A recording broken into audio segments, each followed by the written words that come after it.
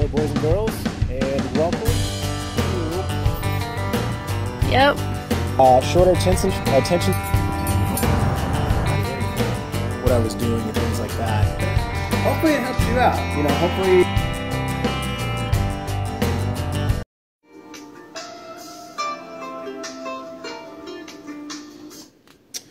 How's it going, boys and girls? And happy Monday. If you guys are getting up, getting ready for work, or if you're driving to work, you probably should be watching this video. You should be paying attention to the road.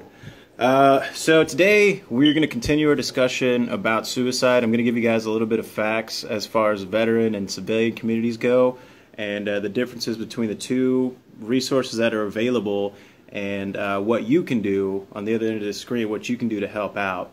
So before I start anything, I just want to say that if you're watching this video and you feel like no one cares, you feel like no one is there to help you, and you feel like the best thing you can do is end your life, I want you to get a pen and paper, and I want you to write a couple numbers down.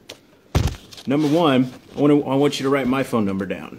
It's 210-303-2625.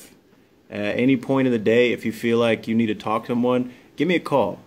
Again, I can't promise that I can fix your problems, but I can promise you that I will listen.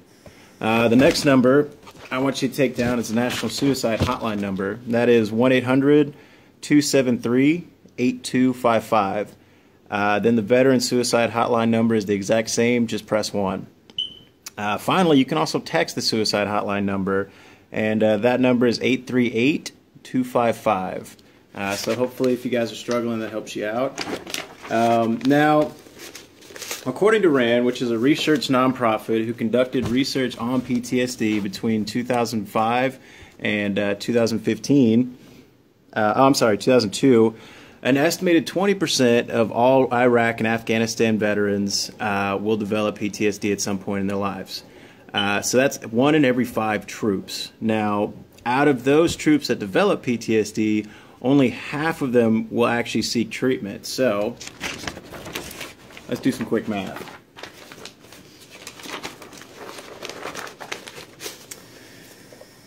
By 2015, an estimated 3 million troops have served in either the Iraq or Afghanistan campaign. Now, 20% of that means that an estimated 600,000 of those troops will develop PTSD or have developed it already since 2001. Of those 600,000, only 300,000 will seek treatment. Now, they also conducted a little bit further study that went on to state that out of those 300,000 troops, only about half of those are going to receive adequate treatment. So what that means is that there's an estimated 450,000 veterans nationwide that suffer from PTSD that have received little to no treatment for their PTSD.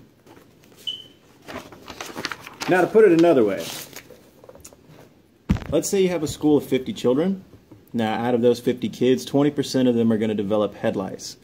Of those 20%, only half of them are going to seek treatment for it. And out of those half that seek treatment, only half of those kids are going to receive adequate treatment for it. So that basically means that out of those 50 kids, you still have 8 running around with head lice.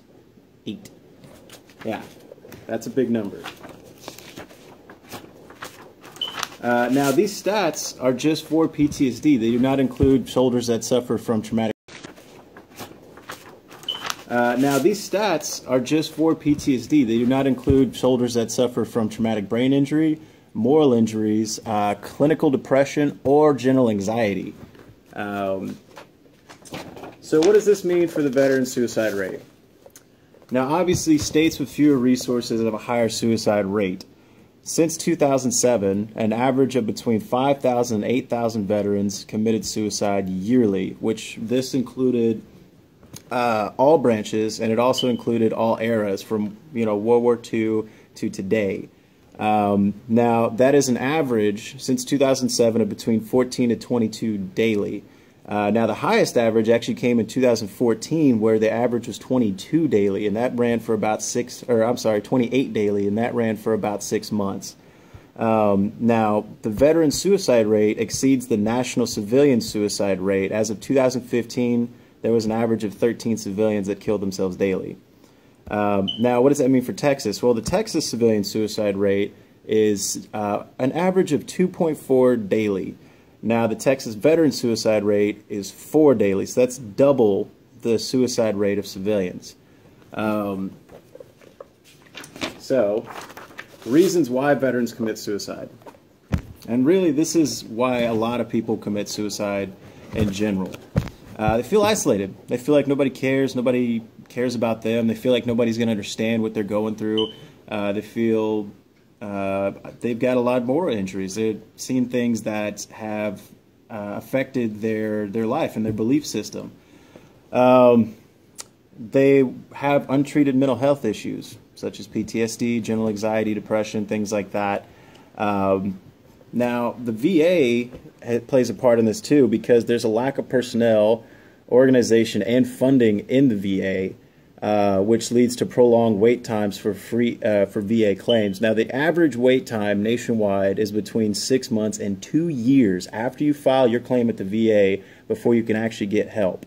I know the average wait time here in Texas is about 6 to 8 months. Whenever I filled my claim, it took about 5.5 before I heard from anyone. There's also a lack of soldier and civilian education on both fronts as far as the causes of suicide, the resources available to help you out if you are suffering, and ways that you can help, your friends and family out. Now, all these resources here, I talk about veterans, but they help everyone out. If you are at a point in your life where you want to take your own life, call someone, talk to someone, reach out, and get help. Because there's people out there that are willing to help you. Just the majority of the time, a lot of people aren't educated about it. Now, there is some good news. We talked a lot about heavy stuff, so there is some good news. This year, the VA has implemented a program to create free support groups at local health clinics to help veterans that are transitioning out of the military waiting for their claims to be filled. Now, with that being said, there are only about 6 to 8 nationwide.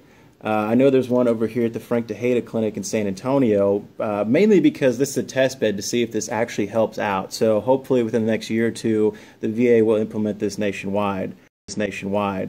Now, the military has implemented several programs to help stop soldier suicide rate for active duty, such as ACE and SHARP, and you also have to keep account of your battle buddies and make sure everybody's good to go. The VA is also outsourcing care to outpatient clinics, local mental health places, things like that. The VA also has opened 2 centers focused solely on suicide research. The first one is the MIRECC, or the Mental Illness Research Education and Clinical Center in Denver, Colorado. And they also opened the Center of Excellence at Canandaigua, I think I pronounced that horribly, New York. But the VA also has 9 regional call centers. So if you again, if you're struggling and you can't get a hold of anybody around home, can't get a hold of me, call the VA. Call the National Suicide Hotline number. You'll get somebody out there to help you out.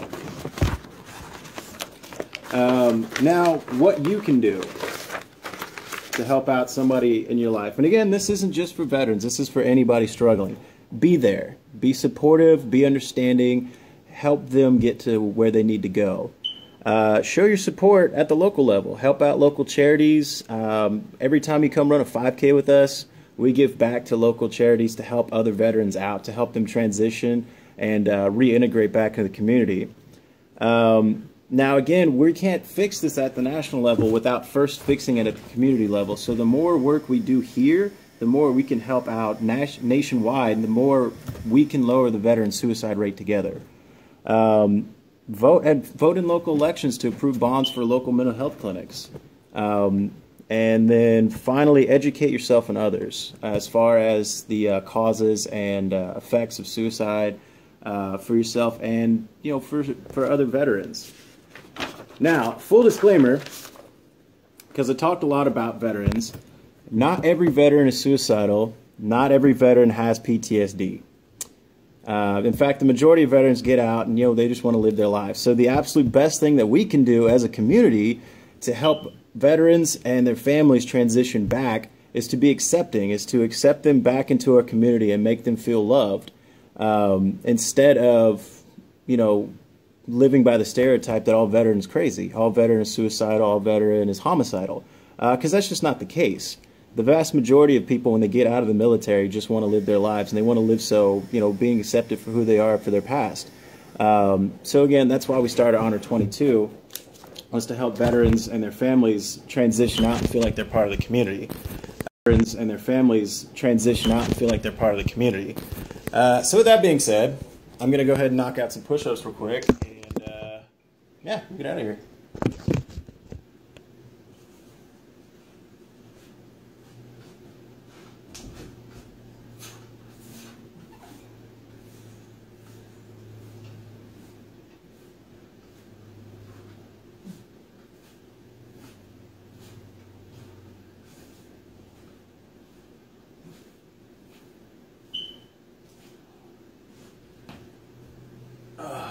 Oh man, I forgot my thing.